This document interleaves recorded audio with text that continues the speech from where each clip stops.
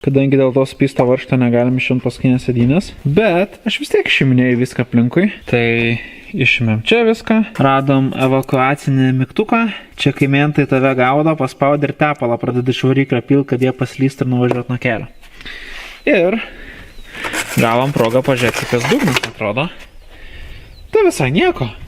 Čia matosi tvarkyta buvo kažkada. Ir panašu, kad normaliai tvarkyta tikrai, nes visur, kur tvarkyta, niekur nėra kažkaip išpuvę.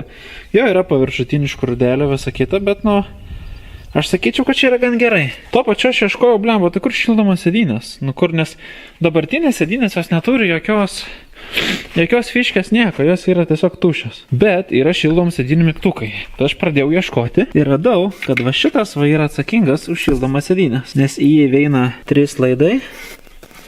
Aišku, dabar jau matosi 2 laidai, nes kamera nefokusuoja. Bet iš esmės čia yra 3 laidai. Palauk, ar aš crazy? Ar čia 2 laidai vis dėlto? Ble, čia 2 laidai, ne 3.